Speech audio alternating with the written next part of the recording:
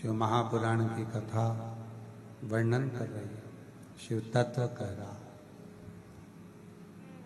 औरव ऋषि ओम के नाद में शिव को बिठाकर हृदय में विराजमान कर रहे। औरव ऋषि के यहां पर एक बेटी ने जन्म लिया जिसका नाम था शमी। जिस शमी का पत्ता आप शिव जी को चढ़ाते हो। ये जो शमी का वृक्ष है, जो शमी का पेड़ है, ये शमी औरव ऋषि की बेटी है। एक शमी का वृक्ष, एक शमी का वृक्ष, उसकी आराधना, उसकी साधना, उसको जल समर्पित करने का 3 अलग अलग क्रम है। ध्यान देना थोड़ा सा।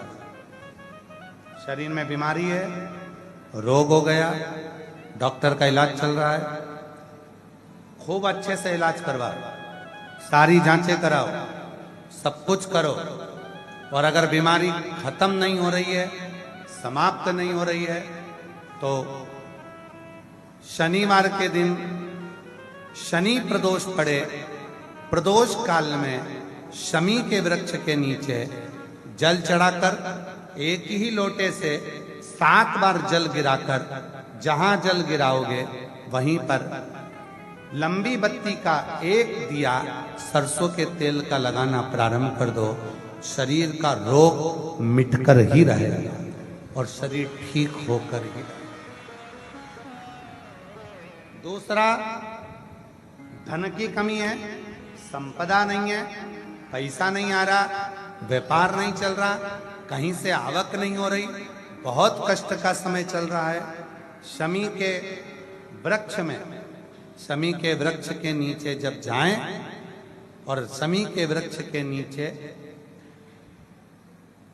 सोमवार के दिन और शुक्रवार का दिन, दोनों दिन में से कोई सा भी एक दिन पकड़ लें, जिस दिन हमें शमी के वृक्ष के नीचे जाकर घी का एक दीप समर्पित करना है और 7 चावल के दाने समर्पित करना है।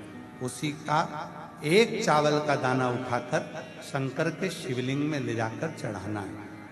आपको मालूम ही नहीं पड़ेगा कैसे आप धीरे धीरे संपदावान बनते चले जाएंगे। शमी का पौधा वैभव देना प्रारंभ कर। शमी मेहनत आपकी है, संघर्ष आपका है, आपको परिश्रम भी करना है और साथ में ये क्रम भी करना। तीसरा, यदि कोई व्यक्ति नशे में धुत हो जाए और नशा समाप्त ही नहीं होता, मदिरा के नशे में इतना डूब गया कि वो छोड़ने को तैयार नहीं, शमी के वृक्ष के नीचे शिवलिंग का निर्माण करो और शिवलिंग का निर्माण कर कर उसी पर 7 बार जल चढ़ाना प्रारंभ करो। रवि प्रदोष के दिन, प्रदोष काल में अगर हमने ये क्रम करना प्रारंभ करा और चढ़ा हुआ थोड़ा सा जल, आधी चम्मच से भी आधी चम्मच जल, 2 बूंद का भी अगर मदिरा के नशे करने वाले व्यक्ति को पिलाना प्रारंभ करा, 4 या 5 रवि प्रदोष होगा, धीरे धीरे पूरा वो नशा छोड़ देगा, नशे से मुक्त होगा। उसी का एक पत्र आया है, नशे से शमी प्रदोष।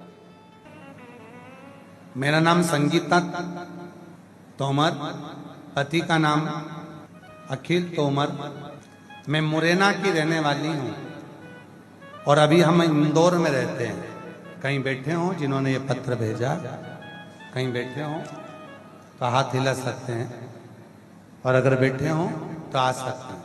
पहले एक लाइन देखिए उन्होंने जो लिखा है, श्री शिवाय नमस्तुभ्यम।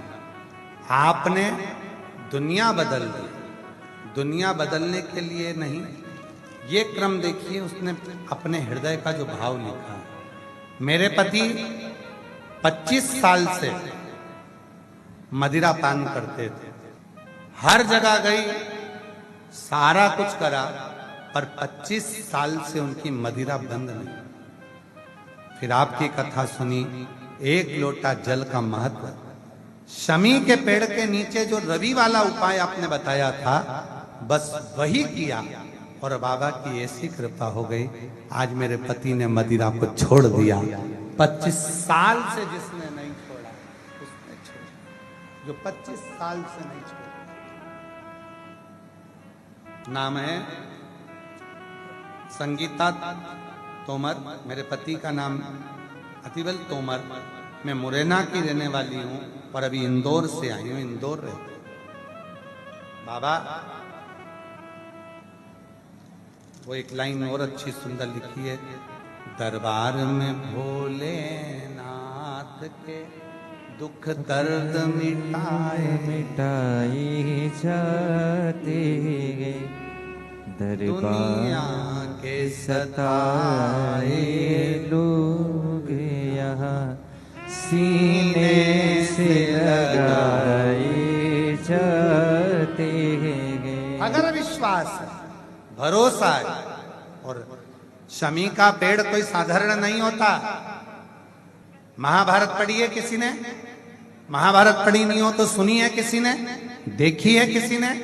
अगर महाभारत का अध्ययन करोगे, गीता प्रेस गोरखपुर की महाभारत लेकर आओ, उसका अध्ययन करिए, उसमें मिलेगा पांडवों ने वन के समय पर अपने अस्त्र शस्त्र अगर कहीं रखे थे तो शमी के पेड़ के ऊपर रखे थे। कालिदास जी ने, महाकवि कालिदास जी ने अगर कोई ज्ञान प्राप्त करा था तो शमी के वृक्ष के नीचे करा था। शमी के संपूर्ण ध्यान देना। आज के जमाने में लोग बात कहते हैं, क्यों गुरुजी शमी का पेड़ क्या घर में नहीं लगा सकते? घर के अंदर नहीं, घर की छत पर लगाओ। घर के जो तुम्हारा घर हाल कमरा, इसके अंदर नहीं लगाना, घर के बाहर लगाओ। और लगाना भी ऐसा कि जाते समय शमी का पेड़ सीधे हाथ में पड़े और आते समय शमी का पेड़ उल्टे हाथ पर पड़े। जब जाते समय घर से शमी का पौधा, छोटा सा पौधा, और जब शमी का पौधा बड़ा हो जाता है, तुम्हारी कमर की आकृति से भी ऊंचा पहुंचने लगे, तो उसको फिर कहीं दूसरी जगह लगा। शमी का पौधा जितना छोटा होगा और आप अपने घर से जब बाहर निकलते हो, सीधे हाथ की ओर अगर शमी का पौधा होगा तो आपको एक ना एक दिन संपदावान करोड़पति तो बनाकर ही रहेगा। शमी के पौधे में वो बड़ा, पर पौधा कितना बड़ा चाहिए? जम के बोलो जरा।